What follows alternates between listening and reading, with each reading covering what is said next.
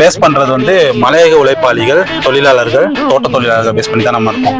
அப்படிங்கும்போது இந்த உழைப்பாளர் தினத்தை கொண்டாடுறதுக்கான ஒரு மனநிலையில இந்த உழைப்பாளர்கள், தொழிலாளர்கள் இருக்காங்க நீங்க நம்புறீங்களா? இல்லைன்னா அந்த கொண்டாட்டத்தை சிறப்பாகவே கொண்டாடுற நிலைமையில இருக்காங்கன்னு நம்புறீங்களா? மலையக மக்களை பொறுத்தளவு நம்ம ஸ்ரீலங்காவில் பொறுத்தளவு மலையக மக்கள் வந்து ஒரு 200 வருஷமா வந்து இங்க வந்து கஷ்டப்பட்டு உழைப்ப அவங்களோட வேர்வையா சிந்தி ரத்தத்தை வேர்வையா சிந்தி உழைச்சு கொண்டு இருக்கிறாங்க. அவங்க தான் உழைப்பாளர் தினத்தை வந்து சரியா கொண்டாடுறதுக்கான தகுதியான மக்கள்னு நானும் நினைக்கிறேன். பட் இங்க இருக்க சில சுச்சுவேஷன்னால மக்கள் வந்து அதை அறியாமையா இன்னுமே இருக்கிறாங்க. அந்த வகையில பார்க்கும்போது மக்கள் தான் சிறப்பா கொண்டாடணும். இங்க உள்ள மக்கள் அவங்களுக்கு தான் அந்த தகுதி இருக்குது அப்படின்னு நான் நினைக்கிறேன். அது இப்ப காலகட்டங்கள்ல வந்து சில சுயநலங்களுக்காக மாறுபட்ட விதத்திலேயே காணப்படுதுன்னு இந்த கருத்தா இருக்கு.